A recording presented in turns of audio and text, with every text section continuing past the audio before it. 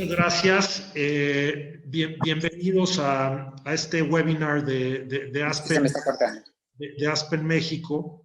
Un webinar en donde vamos a tratar un tema sumamente importante, interesante, de la mayor importancia para la sociedad mexicana y mundial, en virtud de que la comunicación es uno de los aspectos más importantes, vinculado con la libertad de expresión, vinculado con el derecho a la información, y qué mejor que tener panelistas de la importancia de los panelistas con los que contamos el día de hoy. Verdaderamente son panelistas de lujo, y quiero agradecerles a los cuatro en nombre de Aspen Institute, del Instituto Aspen de México, su generosidad para compartir sus ideas, para reflexionar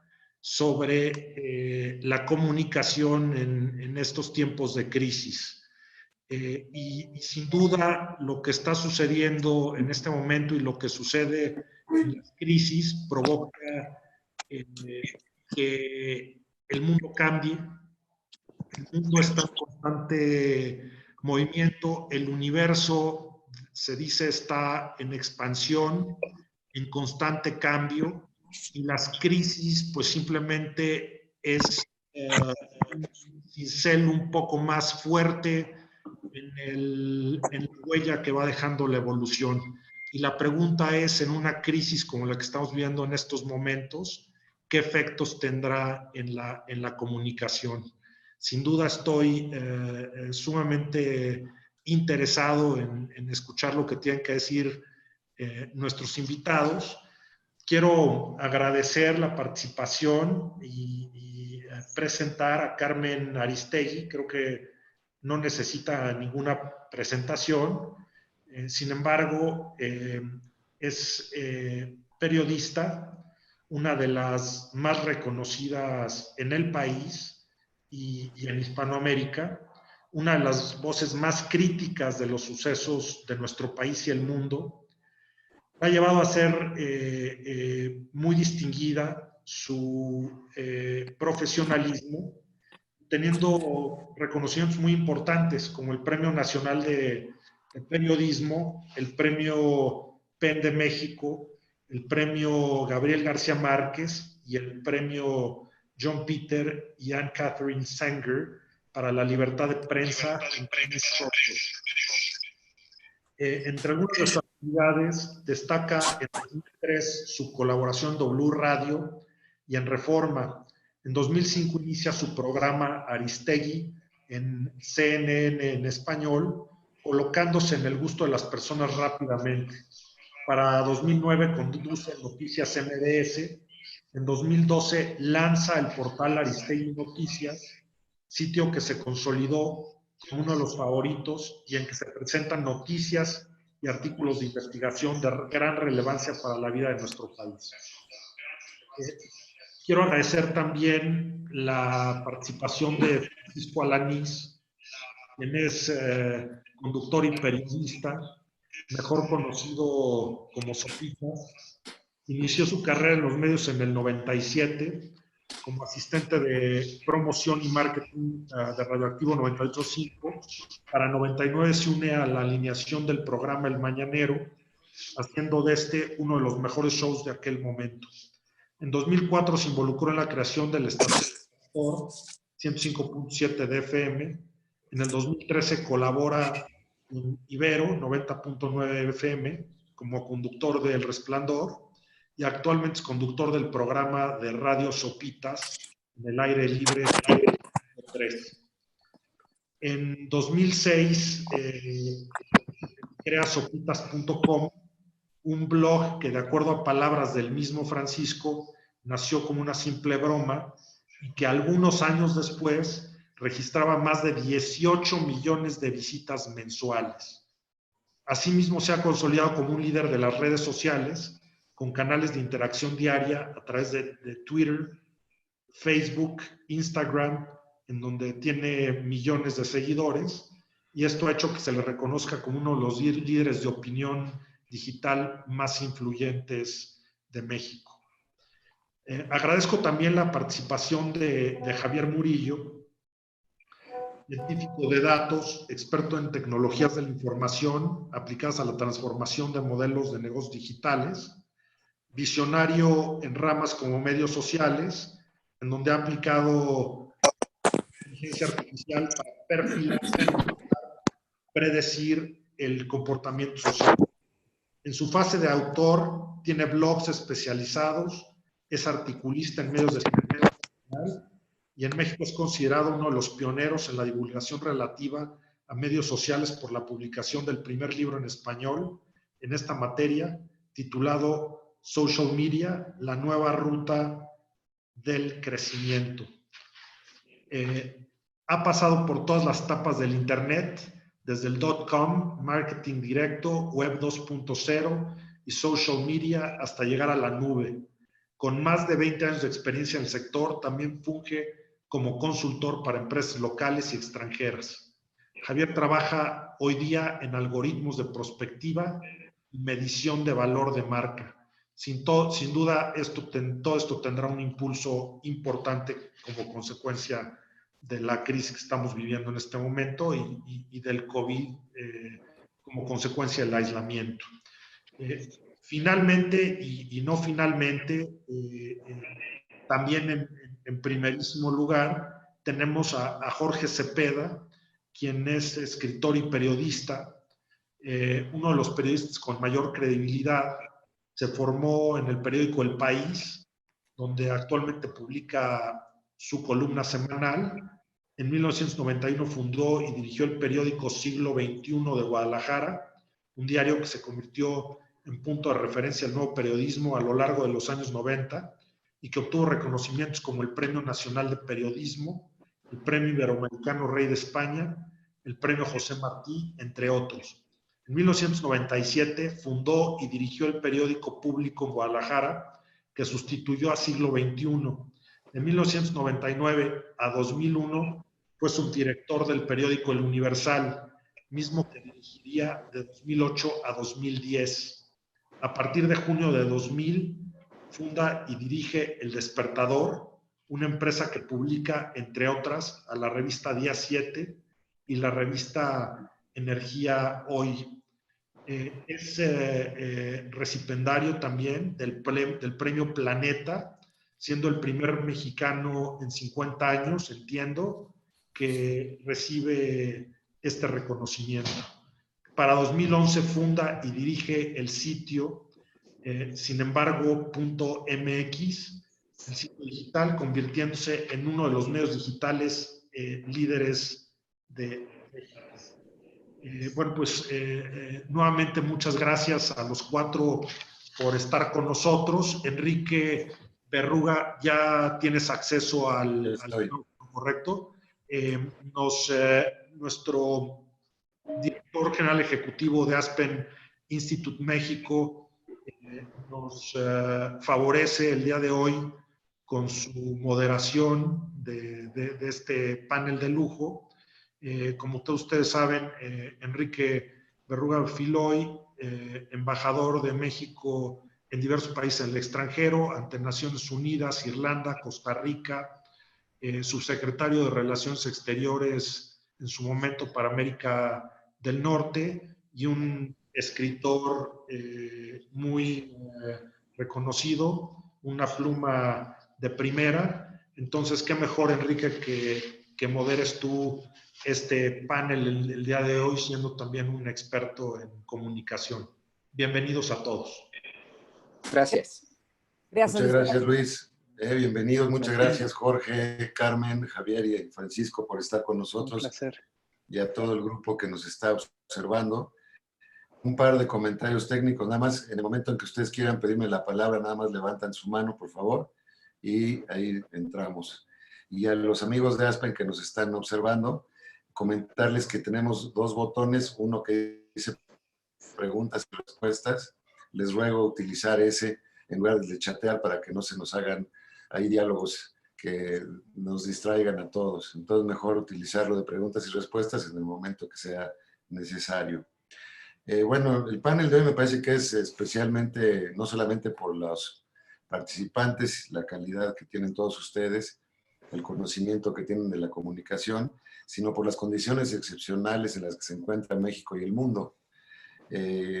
Pienso yo que hay tres grandes patas de una mesa que son la pandemia, la parte económica, que tendrá que atenderse o se está atendiendo, y la comunicación o la forma de comunicar hacia la sociedad, lo que tiene que ver con esos dos grandes capítulos.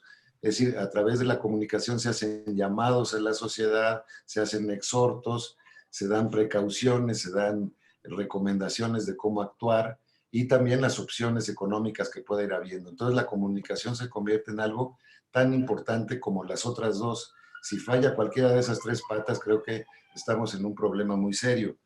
Esto lo digo simplemente como un preámbulo y quizá Javier nos pueda ilustrar con esta visión que tiene de estudiar como animal de laboratorio lo que es la comunicación en México. Pues, ¿cuáles son los parámetros? ¿Cómo se está moviendo el mundo el mexicano en este momento en cuanto a los parámetros que tienen en su comunicación, las tendencias principales, cómo separar las fake news de las verdaderas, qué tipo de preocupaciones tiene el mexicano principalmente en estas condiciones, a quién le cree, a quién no le cree? Si nos puedes dar una pequeña sombrilla sobre estos grandes temas para arrancar, creo que va a ser muy bueno como punto de salida. Por favor, Javier. Claro que sí, Enrique. Gracias, Luis. Gracias a todos por la invitación y les voy a contar lo que nosotros hemos identificado. Efectivamente, ¿qué hemos hecho durante toda la pandemia? E incluso les compartimos un reporte, un análisis de esto que hemos venido observando, en el que dividimos el análisis en tres fases. Antes de la pandemia, cuando no sucedía todavía nada en México y que no había anuncios, que sabíamos que venía porque habíamos escuchado noticias o porque estábamos informados de lo que estaba pasando en otros países. Primero en China, que casi no, la gente no le hizo caso. Luego pasa Europa y ya cuando fue más cercano es cuando España entra en ya fases en las que se empieza a cerrar y empieza a haber infectados y muertos. Y luego ya cuando llega a México. Esa es la, digamos, es la primera fase. Cuando no había nada en México o no había el paciente cero. La segunda fase es ya cuando la gente se hace consciente de que existe la pandemia y es cuando el gobierno empieza a tomar acciones y hasta que llega el punto, bueno, ya nos vamos a confinamiento, no salgas de casa, Susana distancia y todos estos temas que fueron importantes para la gente, hasta que se anuncia el regreso. Entonces, digamos que hay tres grandes momentos de esta pandemia y de la comunicación que se ha dado. Nosotros hicimos el análisis en esas fases y en tres niveles. El primer nivel que analizamos fue la reacción de la opinión pública, y aquí lo que les quiero decir es que hemos venido escuchando todo lo público que se dice en redes sociales, hemos recabado toda esa información y la hemos procesado con inteligencia artificial y algoritmos. Y hemos analizado lo que se dice en función del gobierno, lo que se dice en función de la iniciativa privada y lo que se dice en función de los actores de la salud. En López-Gatell, ahí entra una parte del gobierno, el IMSS, los médicos, toda la gente que está haciendo o apoyando el tema de salud. ¿Qué es lo que encontramos? Y aquí viene lo más interesante. Primero, en la primera fase, fue una fase de optimismo. Aquí no va a llegar igual, tenemos protección del universo, nosotros estamos preparados, es que allá no hicieron cosas como las que sí vamos a hacer aquí. Durante la primera fase, casi toda la gente era muy optimista en relación con los temas que se relacionaban con la pandemia. Creían que los indicadores no se iban a mover, que íbamos a saber atenderla por ciertas circunstancias y la comunicación venía en ese sentido. La opinión pública estaba mayormente creyendo que las cosas iban a salir bien. A partir de que nos cae la realidad, nos llega la pandemia, empezamos a ver que sobre todo al sector gobierno le empieza a ir muy mal en la primera fase. De la segunda parte, en la primera fase de esa segunda parte, al gobierno le empieza a ir muy mal. ¿Por qué? Porque empiezan a quejar, empieza a mover, a subir el dólar. Obviamente, en la caída del precio del petróleo, hay personas que empiezan a perder el empleo, no hay una reacción que nos dé certidumbre y la gente empieza a atacar al gobierno. Por el otro lado, la opinión pública favorecía en mayor medida a las empresas y al sector salud. Fíjense, durante todo este periodo, el sector salud es el que menos afectación ha vivido. O sea, la gente, incluso en la última fase, la gente está apoyando mucho las acciones relacionadas con la salud y con los profesionales de la salud.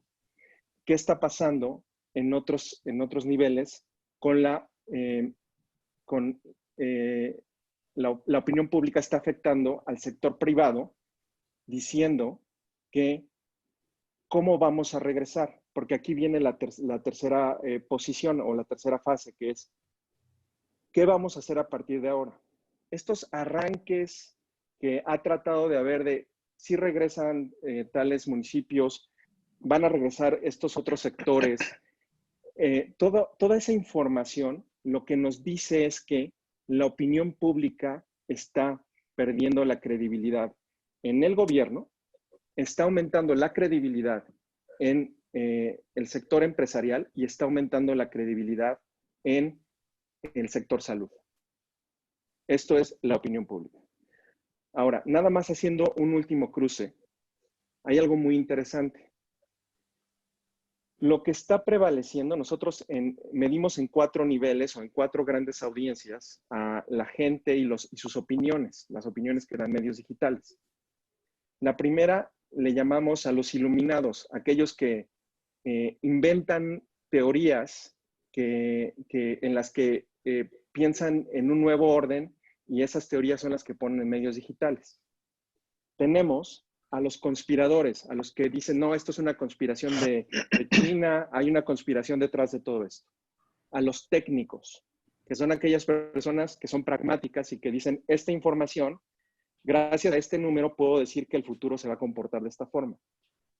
Y por el otro lado tenemos a los científicos, a los que solo se basan en números para tomar decisiones, pero que no pueden predecir el futuro. Los técnicos predicen un poco más el futuro. Bueno, pues en estos 4 niveles, donde más se ha movido la opinión pública es en la parte donde están los técnicos, donde están los técnicos y los científicos. La gente está buscando información, y eso es muy interesante. Está buscando información técnica o está promoviendo información técnica para tomar sus decisiones, sobre todo en esta etapa. La especulación está siendo altamente castigada. Y ahí es donde el gobierno, al especular que regresábamos en un momento, fue castigado. Ahí es donde la gente se está yendo más a favorecer al sector privado y al sector salud. Muy bien, muchísimas gracias, Javier. Creo que es muy buen preámbulo. Un poco de lo que se cree, porque también tenemos que partir de la base de que las creencias generales pues son parte de la realidad. Y más en una situación de incertidumbre, pues lo que la gente cree, independientemente de lo bien o mal fundada que esté esa creencia, tiene un efecto sobre la realidad. Francisco, tú tienes 3 millones de seguidores o algo por el estilo. ¿Tú qué detectas de la gente que interactúa contigo realmente en toda la República, en todos los niveles sociales? Sí. ¿Se están nutriendo de los medios la gente? ¿Tú lo observas así? ¿O qué tipo de información es la que, un poco siguiendo el hilo de lo que decía Javier ahora, en qué asidero tienen para tomar sus decisiones, para entrar en los temas, para comentar, o se enganchan simplemente entre las personas a través de las redes y se generan debates que a lo mejor son medio etéreos o casi siderales? ¿Cómo lo observas? Sí, creo que en general, y rescato un poco lo que mencionaba al principio, embajador, como que subestimamos la importancia de la comunicación, ¿no? Como que se suele acotar a una profesión, a un medio, a un puñado de personas, pero si algo importa, ¿no? Justo en estos tiempos, además de crisis, pues es una comunicación precisa y eficaz, ¿no? Y analizar este tema, yo creo que es imposible poder analizar lo que está ocurriendo hoy con la comunicación, con la percepción de la información que tienen las personas. Es imposible analizarlo sin observar el contexto que hemos venido viviendo desde hace varios años, ¿no? Donde vemos a diversos líderes políticos pues mancillar por todos lados lo que se informa. Si son fake news, si son la mafia del poder, si son los conservadores, ¿no? Entonces, venimos 3 o 4 años escuchando constantemente cómo se trata de mancillar la credibilidad de los medios de comunicación, más no de los hechos que presentan los medios de comunicación, que sería lo correcto en dado caso, ¿no? Y en esta época, pues de repente que los gobiernos necesitan dar mensajes muy acotados, pues ¿a quiénes tienen que recurrir? Pues a los medios, ¿no? Pero si la gente no le cree a los medios, creo que también abona precisamente a estas teorías de conspiración o a este tema de me lo está diciendo porque este medio tiene un interés, porque le cae mal a lo mejor el político. Y creo que en general muchas personas no saben qué hacer, ¿no? No saben a quién hacerle Francisco, caso. te interrumpo en ese ¿Sí? punto. Hay incredulidad hacia el gobierno y también hacia los medios, hacia las dos fuentes primordiales de comunicación. ¿Sí? Estamos fritos, ahora Sí, sí que sí. ¿a dónde vamos? Pues y creo que ese es el punto, porque el resultado es una confusión donde por un lado, pues te recibes un mensaje por parte de las autoridades. Creo que a lo mejor el caso más obvio, a lo mejor que podemos ver a simple vista, a lo mejor puede ser el conteo de casos, ¿no? Pues el conteo de casos, pues es tal, pero luego resulta que en realidad es un muestreo, pero en realidad lo tienes que multiplicar, pero luego ya no por este factor, sino por otro. Esa información para un ciudadano común y corriente, e incluso para personas como yo que estamos metidos viendo noticias gran parte del día, resulta muy confuso y difícil de digerir, ¿no? Y la importancia que tiene esto es que precisamente pues la información tendría que ayudarnos a tomar decisiones. Y si tenemos una información confusa, pues nuestras decisiones empiezan a ser confusas. Insisto, desde cosas básicas como, híjole, tosí, ¿no? ¿Es un síntoma? ¿No es un síntoma? ¿Qué hago? ¿Voy al doctor o no voy al doctor? Hasta, híjole, pues salgo o no salgo, ¿no? ¿Abro mi negocio esta semana o no lo abro? Entonces, hay como mucha confusión al respecto y también algo que percibo, y no sé si necesariamente recaiga en un tema de comunicación, pero sí es una falta de liderazgo y de claridad. Carmen, estamos teniendo un problema en el país de confusión o mezcla de mensajeros y mensajes.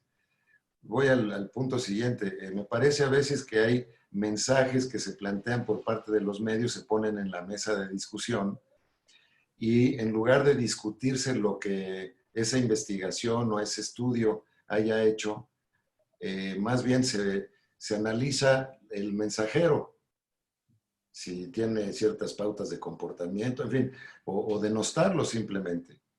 Creo que eso está haciendo mucho daño, porque cuando se trata de transmitir información científica muy puntual, pues si nos vamos contra el mensajero, pues estamos descalificando sus credenciales científicas, ¿no es cierto? Entonces creo que tenemos un problema ahí de que no ayuda, digamos, más allá de lo que planteaba Francisco ahora, de que hay una incredulidad natural hacia los mensajes de gobierno y los medios por los cuales se transmiten los mensajes, pues encima tenemos esta confusión entre mensajeros y mensajes. Creo que estamos doblemente complicados, ¿no? ¿Cómo Pero lo...? mira, aquí mismo, embajador, gracias por la invitación, aquí mismo en esta misma charla, pues podemos encontrar contradicciones o interpretaciones diversas del mismo asunto. Escuchamos con mucho interés al querido Francisco, pero también escuchamos hace un momento a Javier.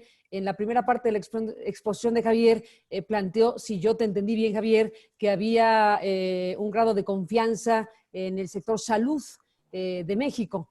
Y luego escuchamos otra lectura del asunto donde se habla de una desconfianza de autoridades. En este momento no hay más que autoridades de salud, porque el Consejo de Salubridad General pues es el órgano rector, digamos, de las políticas públicas en esta materia. Entonces, bueno, incluso la propia interpretación de si la gente cree o no cree, pues puede tener dos acercamientos que nos habla precisamente de la complejidad del asunto. Yo diría lo siguiente, me quedo en lo que dice Javier y retomo lo que tú planteas ahora. Hay hoy un fenómeno interesante o muy importante de comunicación gubernamental que se ha centrado fundamentalmente, bueno, el presidente de la República es dominante como pocas cosas en términos de comunicación, pero brincándonos lo que significaría la dominancia de López Obrador, esta figura del doctor Hugo López-Gatell, que resulta una figura pues muy interesante por muchas razones, nos da pie a tomar lo que dice Javier sobre que la gente puede sentir confianza al escuchar un personaje que proyecta asertividad, que proyecta seguridad, que tiene un nivel y una capacidad de exposición bastante notable, es bastante didáctico el doctor Hugo López-Gatell y ha logrado conectar de manera muy fuerte con la población. Me atrevo a suponer que en buena medida lo que dice Javier Murillo sobre una inicial parte del fenómeno comunicacional de confianza en el sector salud, pues se debe en buena medida, primero, a que la sociedad está buscando certidumbres en un mundo de incertidumbres marcados por el virus, y que un personaje como López-Gatell genera esta proyección de confianza y de credibilidad y de asertividad.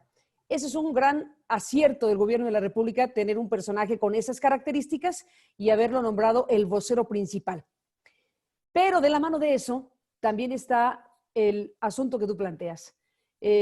Una cosa es que el personaje y el gobierno con el personaje proyecte realmente una sensación de esa naturaleza en una parte de la población, y otra parte es el tipo de respuestas que se están dando a informaciones diferentes que interpelan la información oficial. Me refiero específicamente a lo que se publicó en The New York Times o el Wall Street Journal o El País, y ese es el mejor ejemplo para ir midiendo estos dos territorios.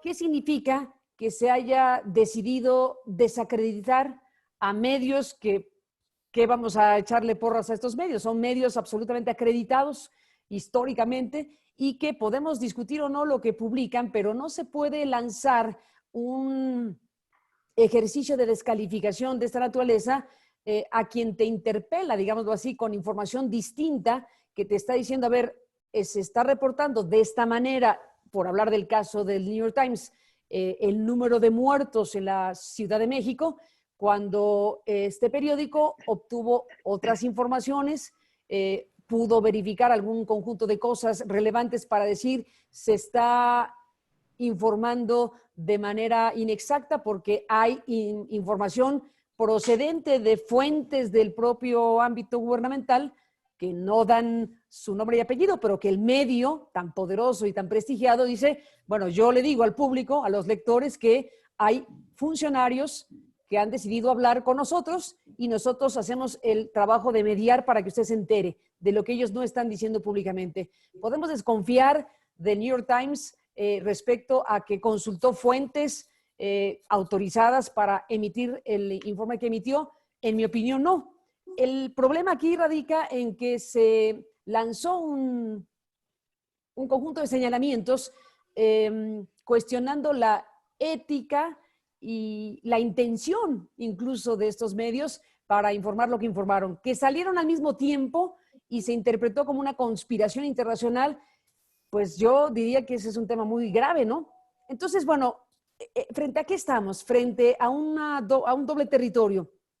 Sin duda, vuelvo a decir, para una parte muy importante de la población, una imagen como la del presidente de la República, la del propio López-Gatell, el propio secretario de Salud, son imágenes muy poderosas que generan confianza en un porcentaje altísimo de la población. Otros no, pero digamos, hay una parte que hay que reconocer que desde luego tienen ganada por un proceso que los llevó al poder de manera muy legítima, y ese capital político lo tienen y lo hacen valer para bien, porque al final de cuentas pues están transmitiendo sus informaciones. Pero por otro lado también hay una dificultad, una complejidad para procesar diferente otras informaciones como las publicadas en la prensa internacional. Y de lo que se trata es de poder tener más información, poder contrastar, poder hacer valer a los ciudadanos que puedan tener la información oficial, y quien esté planteando que a lo mejor la información oficial le falta, le sobra, etcétera,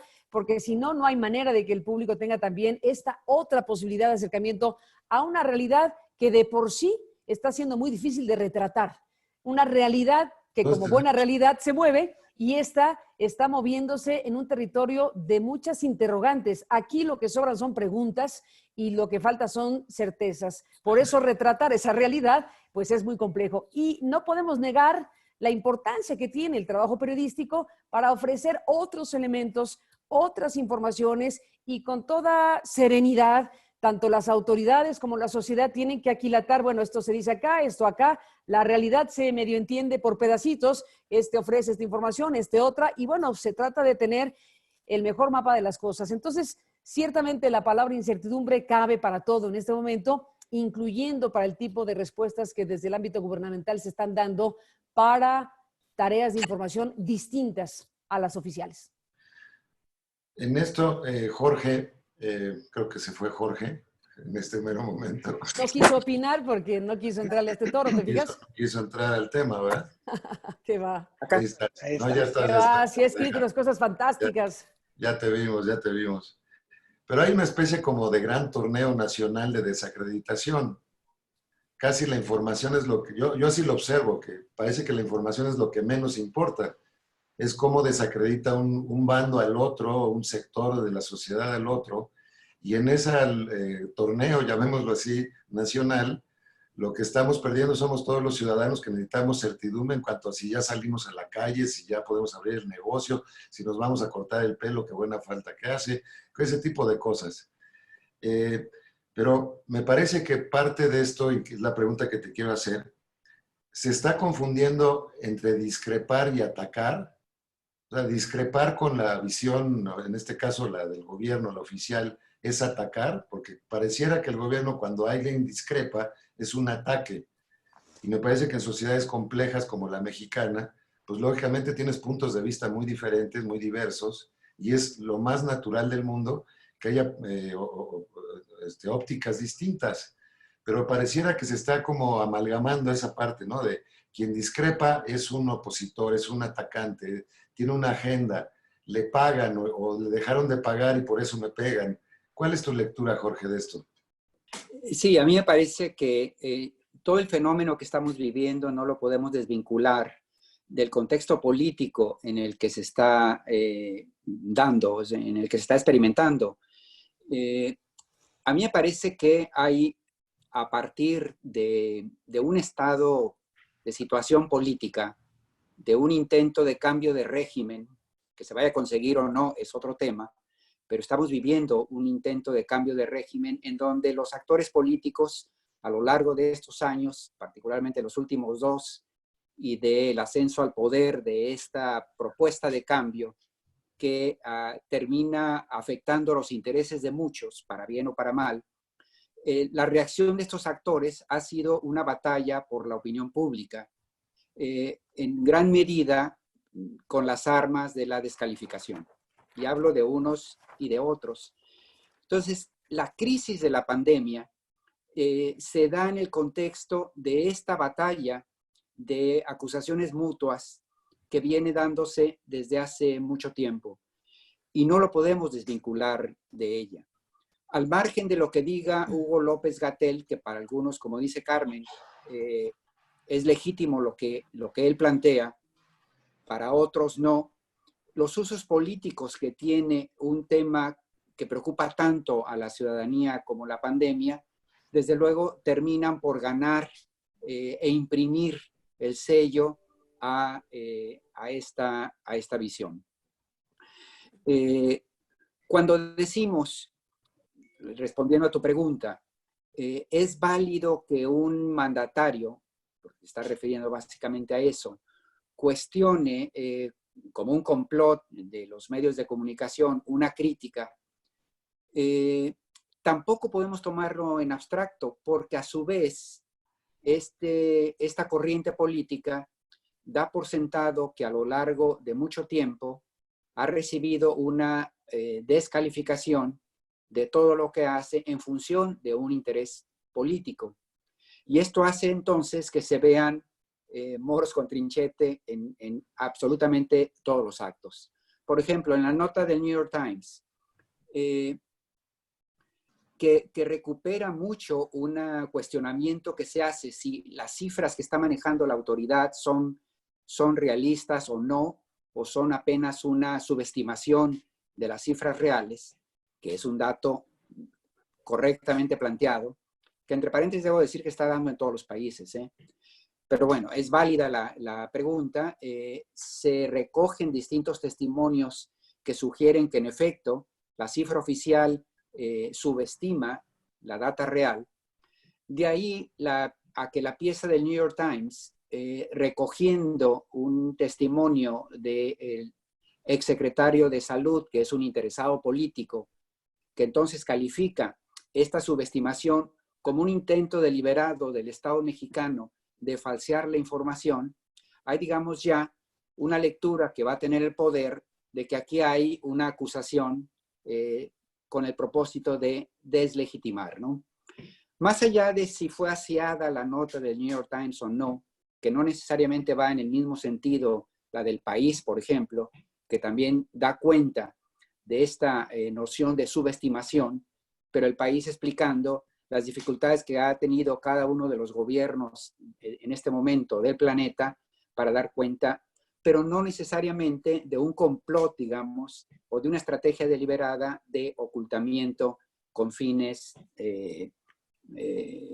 políticos, etc. Retomando, pues a mí lo que me parece es que el tema de la pandemia y de un virus desconocido nos mete en una doble crisis o en una lluvia sobre mojado.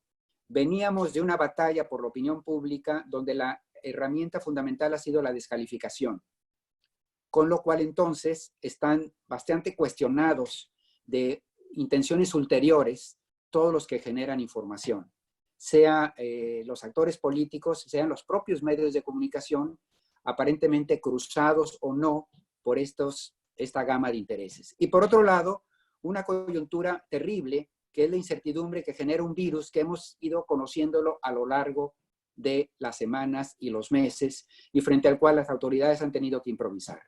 Los medios de comunicación, Jorge, los medios de comunicación hoy se quejan más que lo que se quejaban antes. Yo recuerdo en la etapa así del PRI profundo, que había, y te tocó a ti vivirla incluso en puestos de dirección de diarios, que estaba esa famosa llamada a las 11 de la noche, oye, esta nota que piensan sacar mañana, o tal periodista ya no me gustó. Y era todo como sotoboche y se aplacaba mucha de la crítica a través de esas llamadas subterráneas, digamos. ¿Tú crees que hoy estamos viviendo en un ámbito distinto, o son más quejicas los medios, o son más atacados de verdad los medios, o qué está pasando? Yo creo que hemos avanzado en algunos aspectos y retrocedido en otros. Es muy peligroso, en efecto, que los juicios emitidos por el soberano continuamente sobre medios en específico, porque provoca tsunamis que no está en condiciones ni siquiera de controlar el propio soberano, como muy bien sabe ahora Carmen en las últimas semanas, ¿no? Pero del otro lado también es cierto que la operación que tenía el poder político antes sobre los medios de comunicación, para lo cual tampoco Carmen nos dejará mentir, era bastante explícita por otras vías, digamos. Entonces, cuando uno piensa en López Obrador y la prensa, uno tendría que decir Mira, uno agradecería que no hay el chayote como lo conocimos, estos enormes presupuestos de publicidad encaminados a silenciar a algunos, a modificar el mensaje de otros. Es un cambio muy, muy significativo, ¿no? Pero del otro lado, el ataque directo, verbal y continuo de parte del poder de manera explícita sobre medios y comunicadores, sí entraña un nuevo riesgo en el que todavía no alcanzamos a ver todas sus implicaciones, pero son verdaderamente nefastas, ¿no? Yo creo que a Carmen le tiene un problema, que igual que hay espías profesionales, ella es espiada profesional, más o menos, ¿no? Creo que es lo que le ha ocurrido. Pero no, bueno, y Carmen, perdón, pero ya puede ser un ejemplo para las distintas eras geológicas de la relación del poder con la prensa. No lo digas así, está horrible de esa manera, queridísimo. Desde un presidente involucrado como hipótesis en el hecho de que le hayan corrido de un medio y le hayan quitado, digamos, la posibilidad de ejercerlo, hasta menciones ahora de parte del poder político que provocan un clima adverso de hostilidad mediática, ¿no? Es decir, son distintos momentos políticos que ha vivido la prensa en este país. ahora hay momentos y momentos en la historia del mundo y de los países. Este es uno especialmente grave porque lo que se transmite como información que pueda resultar útil o necesaria para la gente, si está en tela de juicio continuamente porque lo dijo tal o lo dijo el otro, pues sí genera un problema muy serio. ¿Cómo movilizas a la población en un momento dado hacia ciertas acciones? Yo veo un poco, y quería preguntarle a Javier en esto, el modelo alemán casi como el antípoda del modelo mexicano y de Estados Unidos también, por cierto. De un lado sale la señora Merkel un día con un mensaje muy preciso, contundente, y a partir de eso empieza todo a manejarse sobre rieles. En el caso mexicano y también de Estados Unidos, hay una saturación del mensaje que yo no sé si sea útil en estas, digo, lo pregunto, me parece que está bien que la gente esté informada cotidianamente de cómo va el pulso de las cosas, pero a lo mejor ya llega un momento en que la saturación del mensaje, cuando necesitas un llamado fuerte, ya no tiene la contundencia, ya no tiene la fuerza que requieres. ¿Cómo lo lees, Javier, esto? A ver, esto es muy interesante. Las redes sociales lo que están haciendo es que antes la comunicación bajaba de un medio hacia las personas y se daba la discusión en la cocina o en la mesa los fines de semana.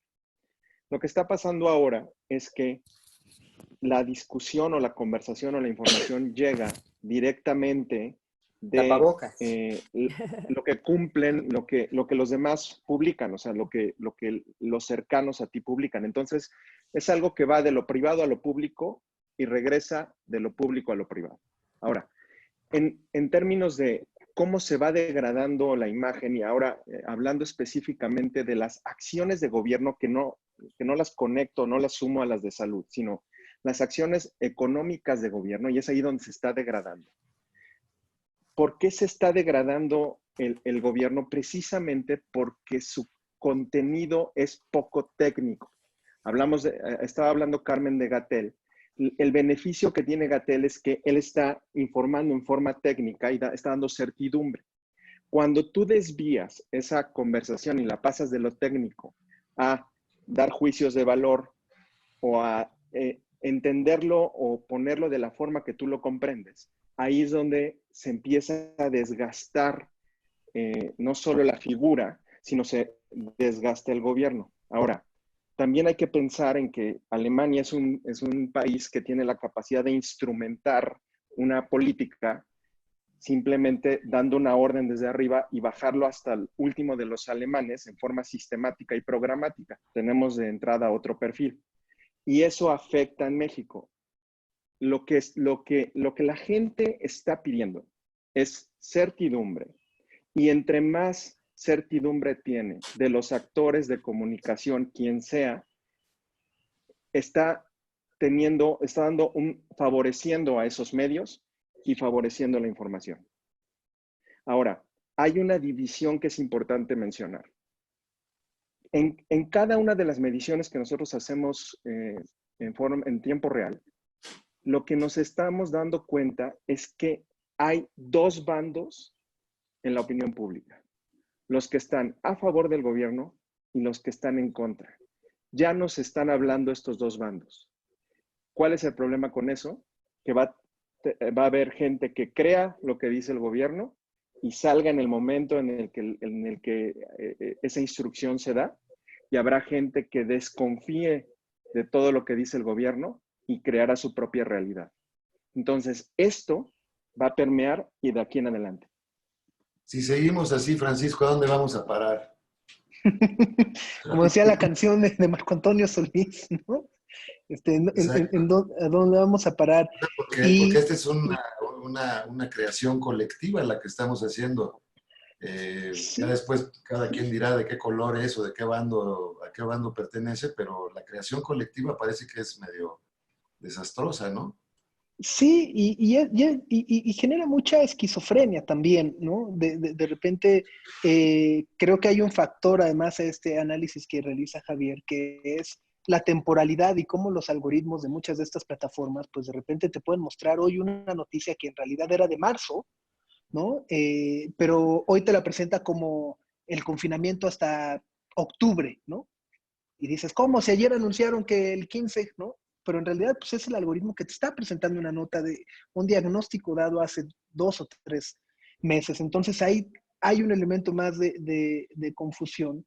Y por último, es esta parte donde me parece que muchas veces damos mayor importancia al medio que lo dice o la plataforma donde lo dice, ¿no? O sea, de repente es que en Twitter traen un relajo, es que en esta otra plataforma, ¿no? Pero damos... Eso a Francisco, digamos, de concentrarse en quien emite el mensaje o el instrumento que emite el mensaje, más que en el contenido de los mensajes, ¿cómo lo interpretas? ¿O es una forma de desviar la atención sobre el contenido directamente? Creo que es una manera y es un poco a donde iba. Creo que de repente estamos olvidándonos de lo importante, que son los hechos, ¿no? Y entonces es lo que él dice contra lo que yo digo, y yo algo que he comentado es que de repente, puntualmente en esta pandemia, pareciera que la lucha es para ver quién tiene la razón y no para ver cómo vamos a salir de esta, ¿no?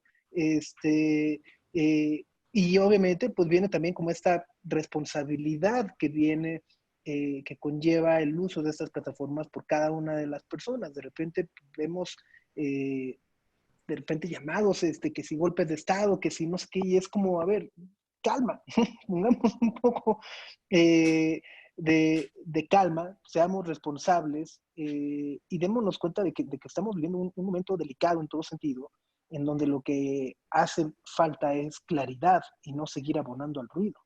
¿Y será que, Carmen, se ha, digamos, proliferado tanto en México y en muchas otras partes del mundo el tema de los fake news, que ahorita mismo ya, digamos, no hay terreno plano en el cual moverse como ciudadano para entender lo que está pasando? No, desde luego que sí, hay un torneo de noticias falsas, hay un torneo pues de información malintencionada incluso. Yo creo que estamos coincidiendo y Jorge hizo una disertación muy puntual del asunto. Nos está tomando la pandemia en un momento transicional muy fuerte para México. Efectivamente estamos en la posibilidad de un cambio de régimen. Esa es la apuesta principal de un gobierno que llega de la forma en que llega el presidente de la República. Entonces nos toca esto en un momento transicional muy fuerte. Y desde luego, como buen momento transicional hay muchos factores muy poderosos que están tratando de evitar que el cambio de régimen se dé en los términos en los que apunta el cambio de régimen planteado por el presidente de la República. Tenemos 20 casos que podemos aquí poner como ejemplo del tipo de cosas que se intentan hacer y hay una fuerza que se contrapone en todos los sentidos y en lo que corresponde a la propia dinámica que tenemos hoy cuando nos cae una situación así como país, uno esperaría pero es un buen deseo, que hubiera una suerte de unidad nacional, aunque la expresión es un poco escalofriante de pronto, ¿no? Pero la unidad para un propósito. Y cuando se trata de una cosa como esta, donde está de por medio la vida de personas, cuando está de por medio la estabilidad de millones de personas que pueden perder y van a perder y están perdiendo sus empleos, sus ingresos, su salud, su estabilidad, todo eso es lo que está en juego y por eso resulta tan chocante o tan desesperante de pronto la imposibilidad de poder tener un punto básico de acuerdo independientemente de las múltiples diferencias o divergencias que pueda haber en un país y que debe haber en un país democrático. En este momento no ha logrado México colocar, y creo que no lo vamos a lograr por lo que vemos, colocar a un lado esta disputa de poder, porque se tendría que tener una gran altura de miras de todos los participantes en el país para que se dijera, bueno, ahorita nos encargamos de la disputa por el poder y el cambio de régimen y hoy la prioridad es la salud de millones, las decisiones a tomar, cómo salvamos este barco. Y ese es el gran tema que no se está logrando porque tenemos a un presidente de la República que por supuesto tiene una enorme popularidad y un capital político inmenso por haber llegado como llegó a la presidencia de la República, mismo presidente que tiene desde luego una incondicionalidad de millones de personas, pero también está sujeto a una metralla que no viven otros presidentes. No sé qué pasa en Alemania, pero desde luego a todos nos encanta Angela Merkel, su serenidad, su aplomo, su mensaje asertivo. Y bueno, pues ahí van tomando decisiones, no en medio de este cruce de balazos que es propio de esta circunstancia transicional de cambio de régimen. ¿Qué esperaríamos? Bueno, vuelvo a decir, es un buen deseo, pero no parece que lo estemos logrando, es que se logre colocar, por un lado, la disputa política, la disputa de cómo debe ser el país en las próximas décadas y años, y este justo momento de la urgencia. No está logrando México conectar en una sintonía coincidente que apunte a decisiones en las cuales no se esté boicoteando un lado y otro, porque aquí tenemos un cruce de descalificaciones que afecta la credibilidad de todo mundo, tenemos un cruce de señalamientos, acusaciones, campañas. Este presidente nuestro tiene contra sí una metralla permanente. Si hablamos de las redes, y acá hay varios expertos, si hablamos de las redes, López Obrador, por un lado, tiene esta gran fuerza y legitimidad de su seguido, de muchísimas personas en el país, pero no podemos negar que permanentemente está sujeto a una cantidad de descalificaciones, caricaturizaciones, estigmas, todo lo que se puede ver. Y entonces, bueno, eso abona a un escenario totalmente inadecuado. México tendría que hacer algo, no sé qué, ni cómo tendremos que lograrlo, pero desde luego sacudirse, por lo menos momentáneamente, en lo que corresponde a un momento de urgencia nacional. Por eso cuando se habla de un acuerdo nacional, y eso suena como un llamado en el vacío, porque realmente las condiciones hoy que prevalecen son las de la disputa política para que cambie un régimen o para que no cambie, para que cambien ejes principales de la vida nacional o para que se mantengan los que durante décadas prevalecieron. Y eso creo que es lo que está marcando lamentablemente este México 2020. En esta capa geológica en la que nos encontramos, ¿no? Exactamente. Oye, Jorge, sé que esta es una pregunta de alta cocina política, pero ¿cómo se podría cocinar un plato en el que realmente los diferentes sabores tengan alguna armonía? Porque como bien dice Carmen, es un momento de urgencia. O sea, creo que una de las pocas cosas en las que todo el mundo puede estar de acuerdo es que es una etapa inédita. Estamos viviendo momentos excepcionales en la vida del mundo y del país, que puede tener consecuencias muy prolongadas, por ejemplo, en todo lo que es el empleo, en lo que son incluso patrones culturales que podemos cambiar. ¿Cómo logramos este gran plato de alta cocina si no tenemos siquiera lo básico, que es esa comunicación que está rota? ¿Por dónde empezamos a hilar? Francamente, soy pesimista al respecto porque me parece sí que está hegemonizando la bipolarización, el divorcio entre estos dos Méxicos que cada vez se entienden menos, que cada vez hablan menos entre sí y que toman entonces la coyuntura de la pandemia como una exacerbación para el uso político y llevar agua a su molino. Mira, es tan fuerte esta radicalización que a veces me da la sensación, Enrique, que hay ciertos ánimos frustrados de que las cifras de la pandemia no sean muchísimo más graves. Tremendo, sí, qué horror. Para Sí. poder confirmar sus profecías de que este gobierno es un desastre, pues. Para decir solo de un lado, y el otro lado también Pero es tiene que, Jorge, perdón, estos extremos. en ese tema tan básico, hay una gran división en el país en quienes por alguna razón creen que hay más muertos de los que hay, y otro grupo que piensa que hay muchos menos de los que no nos deberían impedir salir de la casa siquiera porque hay muy poquitos muertos. O sea, no podemos estar de acuerdo ni en cosas elementales. Exacto, ni de qué tamaño es la pandemia, ¿no? Exacto, sí está ahora, la solo pandemia. para ponerlo en contexto, ya de por sí la coyuntura es bastante severa. Me tocó a mí el confinamiento pasarlo acá en Europa, desde acá les hablo.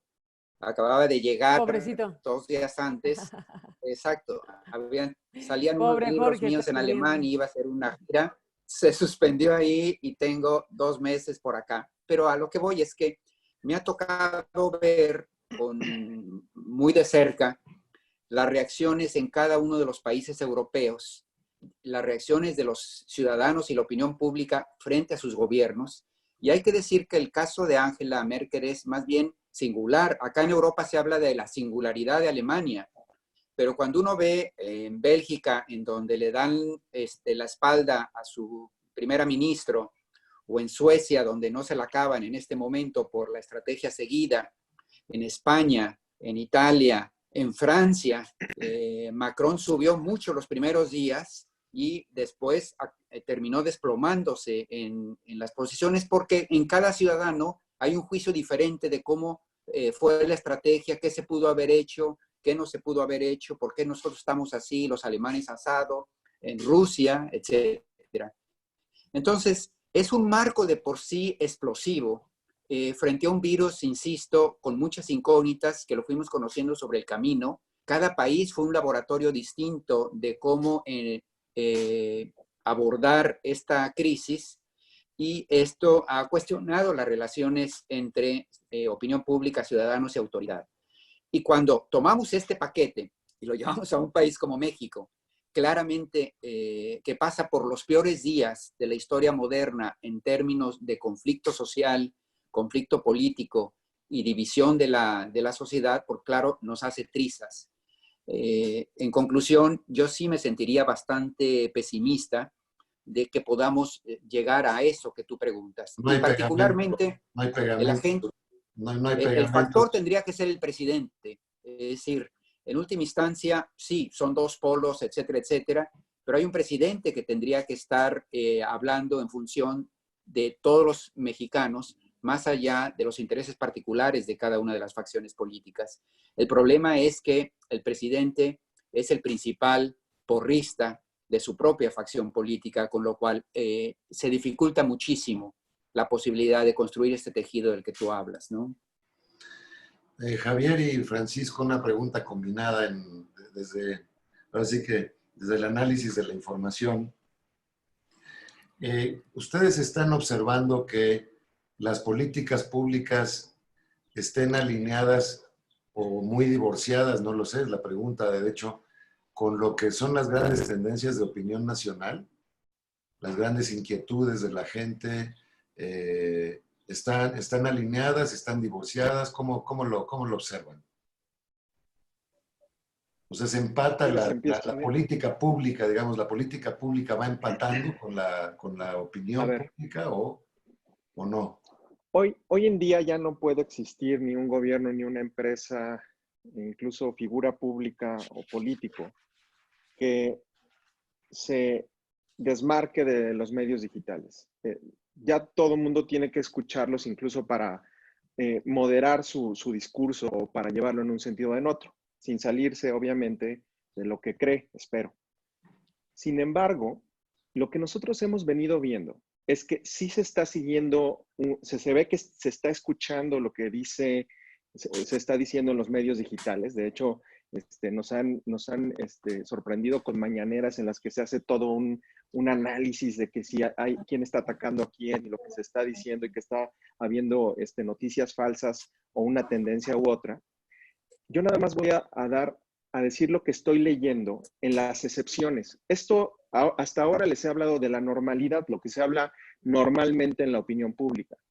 Pero lo que a mí me preocupa es lo que se habla excepcionalmente en los medios digitales.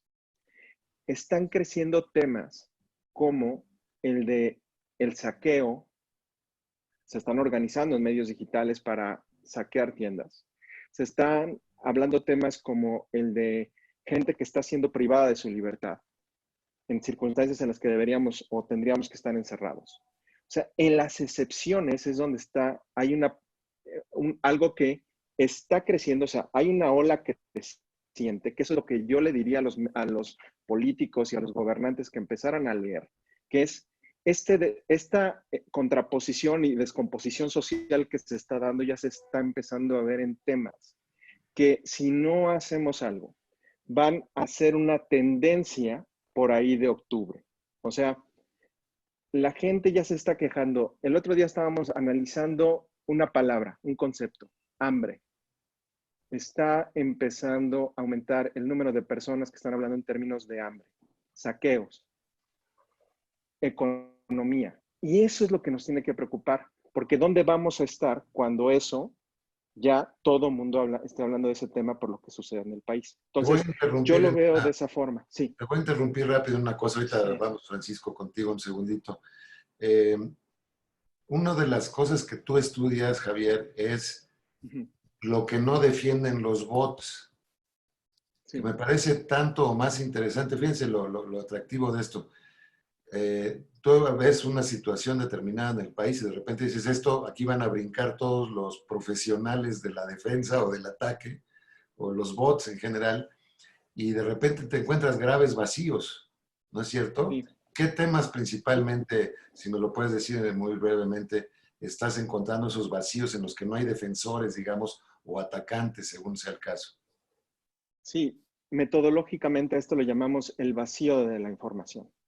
¿Qué quiere decir? Cuando está López Obrador y no habla de algo en la mañanera, cuando tendría que atenderlo o sistemáticamente atiende ese tipo de cosas. Ahí lo que nosotros determinamos metodológicamente y con tecnología es que o hay un miedo o un punto ciego. ¿Qué es lo que hemos venido observando?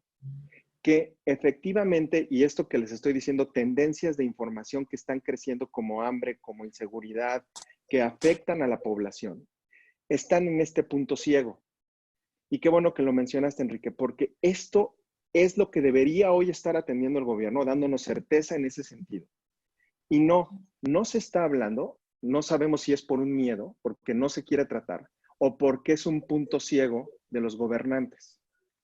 Esta tendencia, si sigue de la misma forma... ¿Qué te refieres con punto ciego? ¿A que no lo ven o que es indefendible? Que no lo ven. Que no lo ven. Que no lo ven. O sea, cuando caen del lado del miedo, es que no lo quieren atender o lo guardan para otro momento. Pero cuando cae en un punto ciego es que no lo están viendo a tiempo. Y eso es más preocupante. Que nadie les diga, oye, está viendo más gente hablando de vamos a saquear, tenemos hambre, no tenemos recursos, y que eso no lo estén viendo. Entonces, por eso el vacío de la información a veces es más importante que lo que la opinión pública o los gobernantes dicen, y es lo que nosotros estudiamos. Tú, Francisco, ¿cómo lo estás viendo? ¿De qué se tendrían que preocupar los principales sectores del país, digamos, como resultado de la pandemia y lo que venga? Pues creo que el análisis que hace Javier es muy certero, ¿no? Empezamos hablando de una crisis sanitaria, ¿no? De una emergencia sanitaria, que de alguna u otra forma empieza a traducirse en una crisis económica y que de no atenderse empieza a gestarse una crisis social, ¿no? Y creo que lo venimos viendo desde pequeños y medianos empresarios que desde la primera semana han salido a pedir apoyo, programas de apoyo que no se han ofrecido per se, ¿no? Incluso hasta con estas propuestas de reducir o condonar el impuesto sobre la renta o dar ciertos incentivos que a lo mejor permitan pues, maniobrar de mejor forma durante estos meses. Pero en realidad creo que ahora en esta semana nos preguntamos mucho cuándo vamos a volver a la nueva normalidad, ¿no? Y la pregunta es, bueno, ¿a qué normalidad vamos a regresar? ¿Cuál es la normalidad a la que vamos a estar regresando? Donde creo que una parte que me parece que sería bienvenida por parte de la población, pues pudiera ser un reconocimiento de las cosas que se pudieron haber hecho mejor, ¿no? Pero en este espacio diario que tiene el presidente por las mañanas, se dice una cosa, en el de la noche se puede decir otra, ¿no? Y entonces al final no sabes en dónde está el punto medio, cuál es la acción que tienes que hacer. Creo que el ejemplo más claro fue la semana pasada que por la mañana anunciaban el regreso a la nueva normalidad a partir de esta semana, y por la noche el propio López-Gatell decía, no, espérense hasta el 30 de mayo, ¿no? O con el uso de los cubrebocas, que de repente a las 12 del día vemos a la jefa de gobierno decir casi obligatorio el uso de cubrebocas, y por la tarde el subsecretario de Salud diciendo que no está comprobado la efectividad de los cubrebocas. Entonces, sabemos que es un virus nuevo, ¿no? México no es el único país que está pasando por situaciones similares, ¿no? Justo ahora Jorge señalaba el caso de Suecia y donde, bueno, pues todo el mundo parece que ahorita está sobre Suecia, pero a lo mejor a largo plazo podría ser que esa era la estrategia. No sabemos cuál es la estrategia correcta, ¿no? Es muy pronto para saber cuál es la estrategia correcta, pero lo que sí podría servir, creo, es atender los problemas sociales que ya estaban desde antes, ¿no? Que se han acentuado, y qué es lo que podemos mejorar entre todos. Luis Gerardo, no sé si quieras, vamos a entrar en la parte ya de las preguntas y respuestas, si quieres hacer algún comentario, y ahorita ya entro yo en las preguntas que han hecho los colegas y amigos de Aspen. Tu micrófono está apagado. Está. Micrófono, sí. Me ha parecido sumamente importante la discusión, y desde hace años he estudiado el concepto del derecho a la información, porque se habla mucho del concepto de la libertad de prensa, que sin duda es muy importante, y la contrapartida de la libertad de prensa y de la libertad de expresión es el derecho a estar informado. Si consideramos, y yo de eso estoy convencido, que uno de los principios en la vida es buscar la verdad. Creo que todo ser humano quiere buscar la verdad y no la mentira.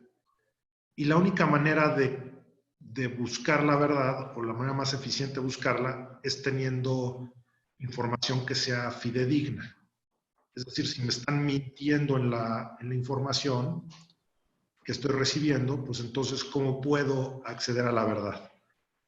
Y creo que Carmen Aristegui ha tenido un gran éxito, Javier también, en su carrera profesional, porque ha sido muy atinada en exigir información fidedigna a los que en ocasiones buscan manipular la información.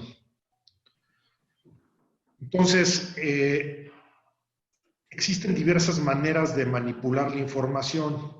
Una, cuando se manipula por razones políticas. Bueno, ahí podríamos hablar hasta de mala fe, o sea, hay más gravedad.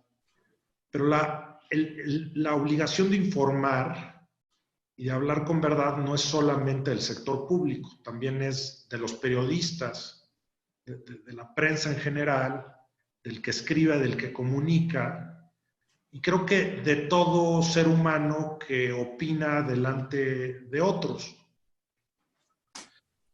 Entonces, esto está, me parece, muy vinculado con la honestidad y la credibilidad de la que todos ustedes han hablado. Ahora, hay una manipulación de la información de mala fe y también puede haber una manipulación de la información no de mala fe, sino por negligencia. O sea, vamos a pensar qué pasa con el que comunica que no está bien documentado y entonces mal informa. ¿O qué pasa con el gobierno que comunica y no está bien documentado, no tiene todos los elementos y entonces mal informa? Y no estamos hablando de mala fe, estamos hablando de negligencia. Y luego, ¿qué pasa si el que comunica, vamos a pensar, lo que decía Francisco Alanís, en el sentido, pues todos sabemos qué va a pasar y quién toma las decisiones correctas y quién toma las decisiones incorrectas. Lo que pasa si el que comunica está sesgado por miedo, porque el miedo también puede sesgar al comunicador. Entonces, viéndolo desde esta perspectiva, desde la perspectiva de que estos son pues, dos caras de la misma moneda, la libertad de expresión, el derecho a la información y yo diría también el deber de informar de manera precisa, la pregunta es, creo que todo lo que se ha platicado, se ha hablado de la eficacia en la transparencia, en la precisión, en que lo que se comunique sea verdadero. Y se ha hablado de medios digitales y se ha hablado de distintos medios de comunicación y dentro de lo que están diciendo, y aquí estaba apuntando, hoy por ello parece que la población busca más lo técnico y lo científico que otro tipo de comunicaciones, pero incluso cuando buscan lo técnico y lo científico, tampoco encuentran verdad porque en muchas ocasiones no está bien documentado. Entonces la pregunta aquí es, dentro de todos estos medios de información que tiene al alcance la población y por todo lo que estamos viviendo en esta época de crisis, ¿cuál será o cuáles serán los medios que prevalecerán pues con mayor credibilidad después de esta crisis que estamos viviendo? Pues hagan sus apuestas, a ver, cualquiera de los cuatro, cuál sería, qué tipo de medios o de estilos de comunicación, ya no hablemos de comunicadores en particular, son los que van a prevalecer a futuro. Creo que es una pregunta muy importante.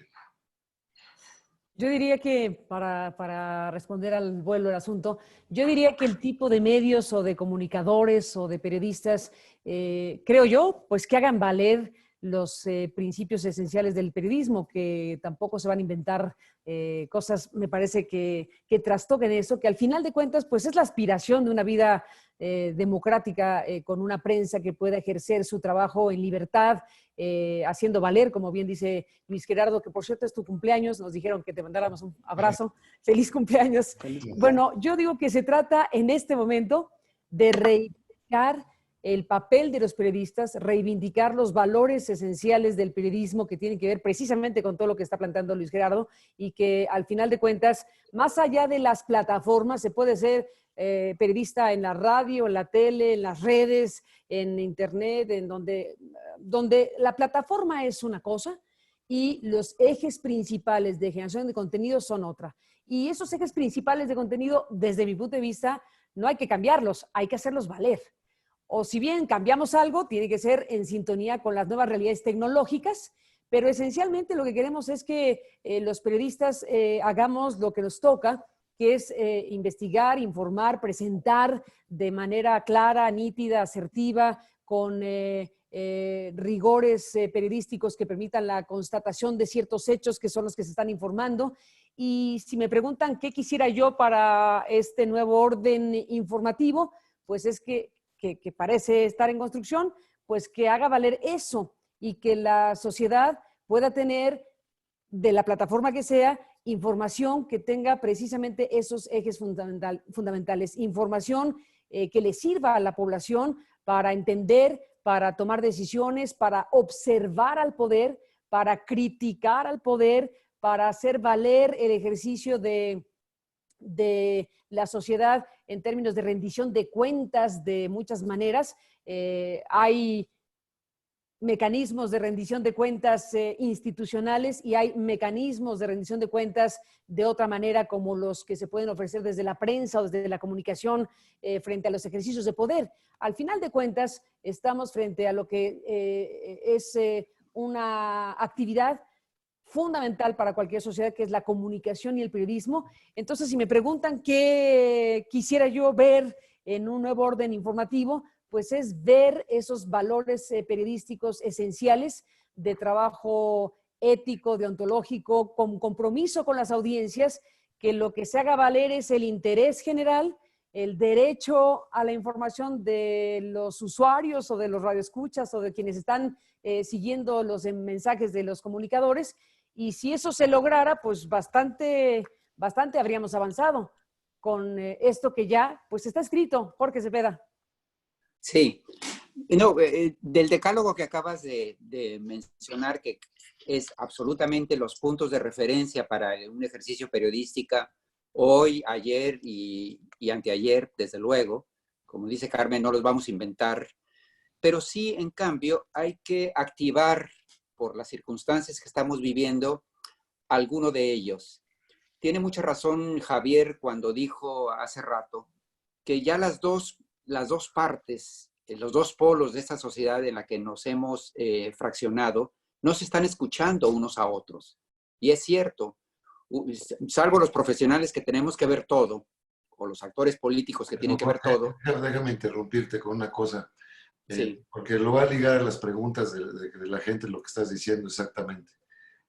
Todo el mundo está de acuerdo en tu pesimismo, que es un pesimismo al parecer, como dicen que un optimista es un pesimista no informado, ¿verdad? Tú sí eres un pesimista informado.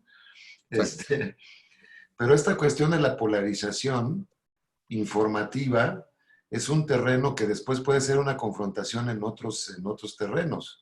O sea, yo a mediano plazo veo que esto es peligroso para la estabilidad del país. No, por supuesto. Y lo decía Francisco, pasa de una crisis de salud a una económica a una social, y ese es el gran riesgo, ¿no? Pero yo decía, dentro de estas responsabilidades que tiene la comunidad periodística, hoy justamente por esta situación, yo exageraría, aumentaría la necesidad de una en particular, y es la que tiene el periodista de comunicar a una parte de la comunidad consigo misma. Es decir, de construir puentes de diálogo entre dos porciones, entre dos polos que han dejado de oírse. Decía, más allá de los que tenemos que ver todo, en realidad las comunidades se han fragmentado, cada uno recurriendo a los articulistas, a los medios, a las redes sociales que le son afines. Es decir, entrando cada uno de los dos polos en círculos endógenos donde solo se escucha al que piensa y habla como yo creo, ¿no? Con lo cual los dos polos dejan de escucharse. Entonces, se hace absolutamente imprescindible que los periodistas construyamos puentes entre esos dos polos que se han dejado de escuchar. Es decir, columnas, espacios radiofónicos, información que dé cuenta de las virtudes y defectos de estos empresarios que vienen y exigen una estrategia para resolver su problema, pero también de las virtudes y defectos de la argumentación de un actor político, el presidente, que está diciendo, bueno, mi prioridad en este momento es tal cosa. Son posiciones que no necesariamente tienen que ser tan categóricas y morirse en la raya por una de ellas, porque ambas están imbuidas de una lógica, y es el periodista el que tiene que encontrar puntos de encuentro, puntos de vinculación, para que la opinión pública, la comunidad pueda tomar decisiones como un todo y no solo como porciones. Yo lo que observo de las preguntas es una gran, pues casi depresión colectiva. Ustedes que analizan redes, Javier, Francisco, tú, Carmen, que recibes tantos mensajes, hay una especie de depresión colectiva en cuanto que no está funcionando esto. O sea, no, ¿quién sabe quién se vaya a beneficiar de esta polarización o de esta confrontación? dentro de un marco de disputa política, como lo marcaba Carmen hace un rato, o sea, claramente pues es parte de la política, ¿no? Pero el ciudadano de a pie yo creo que está bastante huérfano en estos momentos frente a esto, ¿no? Y tú hablabas de cómo hacer puntos de comunicación o puentes, pues yo no sé quién tenga la credibilidad, ahorita creo que se desacredita cualquiera que levante la mano, ¿no es cierto? ¿Cómo lo ves, Francisco, eso? Y ahorita te Sí, Javier. bueno, o sea, creo que de nueva cuenta, y puedo ser repetitivo, pero tenemos que empezar a juzgar las acciones y no las personas, ¿no? ¿Cuáles son los hechos y no quién los dice o quién los hace? Creo que si de repente nos damos la oportunidad de quitar el sujeto de la acción, podemos encontrar una nueva perspectiva en las cosas, una nueva lógica, pero muchas veces este prejuicio que ya traemos, ¿no? Que se ha venido fomentando, insisto también, desde hace mucho tiempo, pues, lo venimos cargando, ¿no? Y entonces si de repente se propone una cosa es mala y si se propone otra cosa también es mala, ¿no? Pero al menos no nos estamos tomando el tiempo, la distancia como para acercarnos a los hechos y analizar y tratar a lo mejor de entender si hay una lógica detrás de los hechos y a partir de ello discernir o no. Pues puede ser pura lógica política directamente, ¿no, Javier? ¿O no? Sí. Analizando los hechos y la información, yo les puedo decir que esta pregunta nos la hicimos nosotros. ¿Qué es lo que ahora, en lugar de separarnos o de hacer o de polarizar a la opinión pública, qué es lo que la ha unido durante este tiempo? No tiene nada que ver o tiene muy poco que ver con el coronavirus. Hay dos hechos que fueron muy interesantes. El primero fue cuando las empresas empezaron a hacer este consenso, empezaron a unirse para, sobre todo las de alimentos, porque pues la gente regresó a su principio de mantener la seguridad. La primera fue cuando las empresas anunciaron que no iban a subir los precios, cuando Bimbo, cuando hubo empresas que dijeron no vamos a subir los precios. Y la gente se fue, o sea, se unió en apoyo hacia ellos. Ese evento sí tuvo que ver con el coronavirus, pero hay otro muy interesante, donde aquí en aras de encontrar coincidencias o lugares donde podemos empezar a unirnos, algo que pasó en medio de la pandemia y que fue muy curioso, que fue el hecho de la Suprema Corte de Justicia, cuando no permite que pase la ley Bonilla. Ahí sí, en ese momento que lo medimos nosotros, muchísima gente apoyó al ministro presidente Saldívar y a la decisión de la Suprema Corte de Justicia y se unieron todas las voces. Entonces, sí ha habido momentos en los cuales hemos estado unidos. Ahora, ¿cuál es la responsabilidad? Yo les paso los análisis, pero la responsabilidad de ponerlos allá afuera, de ser técnicos, de informar a la gente y de llevarlos en el sentido que nos conviene a todos como mexicanos, eso sí ya es responsabilidad de las autoridades y de quien comunica la información, porque lo que nosotros hacemos es simplemente el análisis técnico y vamos analizando cuáles son las tendencias que no nos favorecen o las que sí nos favorecen. Entonces, esos dos momentos, yo diría que sí, México se unió. No voy a poder responder o pasar todas las preguntas que están, las traté de encapsular lo más posible, pero yo quisiera dejarles una que fuera como un cierre para ustedes. Ahora les digo en qué orden, a ver si me sale bien. ¿Tienen ustedes la impresión de que, como van las cosas, aquel comunicador que sea más radical es el único que va a ser escuchado y las voces moderadas, las que podrían construir esos puentes a los que se refería Jorge, vayan quedando simplemente ignoradas por no tener, digamos, la adrenalina detrás, déjenme decirlo así, como para captar la atención de la gente? Jorge, no sé si ¿crees que va a haber una radicalización hasta verbal, digamos, en lo que viene para adelante? Hay esa tendencia, sí, y uno lo nota incluso en nuestros propios espacios, ¿no? Entre más altisonante, radical, categórica sea una columna, más va a circular, sin duda. Y eso está muy probado en redes sociales. El discurso de odio siempre tiene muchísimo más viralidad que que el análisis puro y tiene mucho que ver con los adjetivos, ¿no? Sin embargo, ahí sí quisiera yo, solo por mantener la esperanza, quisiera pensar que de alguna forma una necesidad de la opinión pública de encontrar razones en toda esta locura, tendría que llevar a recuperar ciertos espacios de legitimidad donde se tratan de encontrar estos puentes, ¿no? Es más un deseo que una certeza, más bien el hecho es lo contrario, pero me parece también que estas callejones sin salida en la que nos estamos metiendo lleva cada vez más a un número de gente a pensar que necesitamos construir esos espacios. Termino diciendo que sí, cuando logra uno en una columna concertar un ejercicio de cierto equilibrio, al mismo tiempo que es criticado tanto por chairos como por fifís, hay un núcleo ahí en medio que agradece que se haya planteado una argumentación al final en cierto fiel de la balanza, ¿no? Nosotros lo que tratamos, la verdad que como patrón general de conducta aquí en Aspen, es elevar el nivel de diálogo. No sé si ustedes coincidan, pero se discuten muchas veces muy mal las cosas.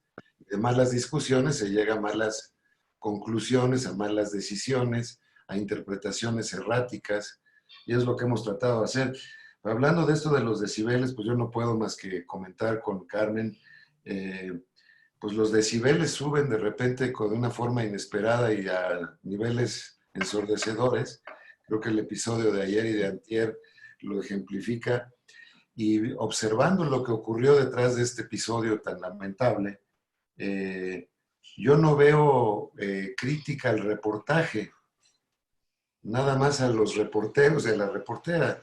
Es decir, ahí sí tienes un problema muy serio en donde cuando ya no me alcanzan las municiones intelectuales para combatir o rebatir cierto argumento o cierta posición, o con información que contrarreste la que existe, pues me voy hasta con la familia incluso de la gente que lo difunde. Esto siento un precedente muy negativo, Carmen. Absolutamente. Bueno, desde luego se convierte en tóxico el clima, se convierte en tóxico el espacio de comunicación donde lo que tendría que prevalecer es otra cosa.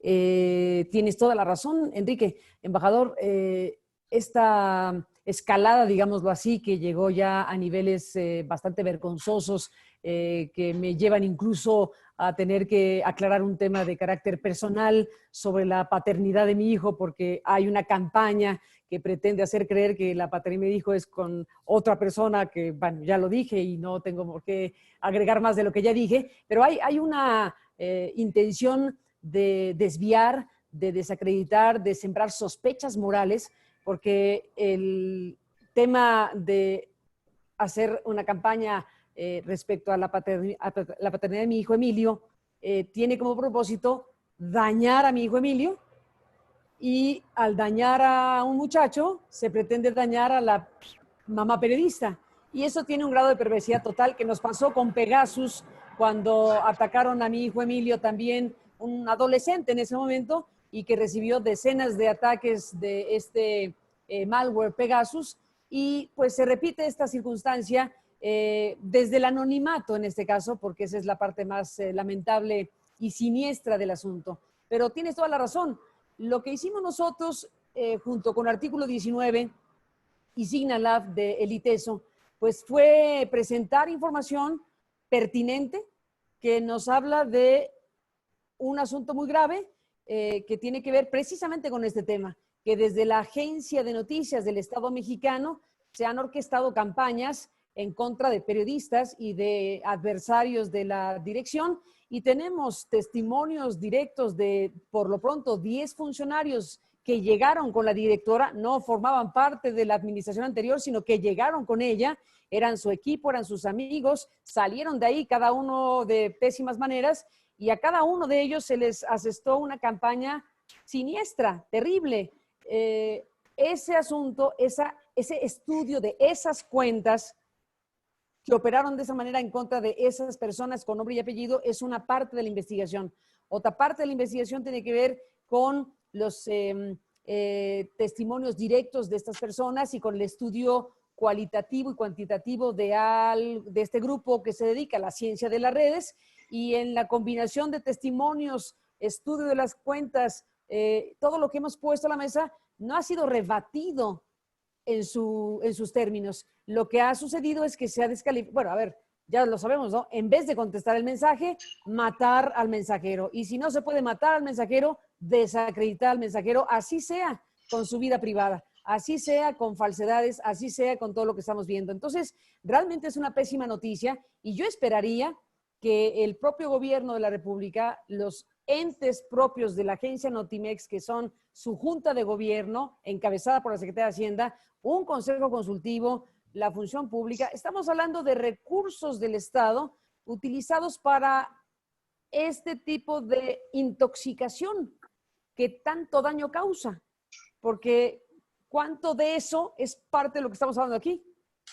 Campañas, inducción, trastocamiento de las realidades, y bueno, si eso procede del ámbito privado, mala noticia, pero si hay elementos para pensar que de una parte de la parte pública del Estado también hay esta conducta, pues estamos en el peor de los mundos y un cruce de acusaciones donde los bots, la automatización, estas herramientas tecnológicas fantásticas son utilizadas para distorsionar, intoxicar, y es una pésima noticia que estemos en este momento cuando la urgencia es de otro tipo, pues hablando precisamente de que comunicar algo significa que puede venir una metralla tan brutal como la que hemos sido víctimas en estos días. Pues sí, es el mensaje, ¿no? Tú atrévete a investigar ciertas cosas que no deberías de investigar y tienes ciertas consecuencias en cuanto a tu, pues, de manchar tu prestigio, etcétera. Y eso causa miedo, eso causa autocensura, y eso hace que las demás personas tengan terror de hablar. Terror. Y no digo que sea el presidente de la República, porque no le he hecho la culpa al presidente. Yo confío en que esta sea una circunstancia aislada, en una circunstancia pública como la Agencia del Estado Mexicano, pero quiero pensar que el Estado mexicano, sus instituciones serán capaces, deberán ser capaces de enfrentar y procesar institucionalmente eso que se puso en evidencia por una tarea académica y periodística. Bueno, pues vamos a tener que cerrar, no por otra cosa, sino por el tiempo, porque la verdad que podríamos seguir discutiendo muchas cosas más. Yo antes de ceder la palabra para que cierre Luis Gerardo, quisiera comentar que quizás el primer día de una nueva organización que se llame Periodistas Anónimos, igual que Alcohólicos Anónimos, para que ustedes puedan platicar entre ustedes sus cosas y hagan un support group ahí, se tomen unos tragos de repente. Solo por hoy. No. Solo por hoy. Exactamente. Entonces, comunicadores anónimos, alguna cosa así. Yo ya creé en una época diplomáticos anónimos, olíamos Telex en la noche para quitarnos un poco el síndrome de abstinencia, pero ahora pues igual ustedes pueden leer muchas otras cosas. Muy agradecido en lo personal, Javier, Carmen, Francisco y Jorge. Au revoir, mon cher ami. Gracias, Enrique, embajador. Un abrazo a todos. Gracias a ustedes. Y gracias a Luis para que cierre nada más. Seguro que sí. Gracias, Luis, y feliz cumpleaños. No te escuchas, Luis. Creo que tu micrófono está cerrado. Tu micrófono está apagado. Gracias a los 4 expositores por su participación. Ha sido una participación de lujo. Gracias por su tiempo, por su generosidad. Gracias a todo el público que nos ha acompañado. Ha tenido una gran participación este webinar. Gracias a los amigos de Aspen y nos vemos a la próxima. Un abrazo, saludos a todos. Gracias. Comunidad Aspen, recordarles que la siguiente semana tenemos webinar por una situación excepcional. Será el miércoles 27 de mayo a las 12 del día y el tema será reaprender para trabajar y trabajar para reaprender, la educación y el futuro de los mercados laborales. Participan Blanca Heredia, Carmen Pajés y Fernando Valenzuela. Muchas gracias a todos por acompañarnos. Saludos. Saludos y gracias a todos. Gracias. Hasta luego.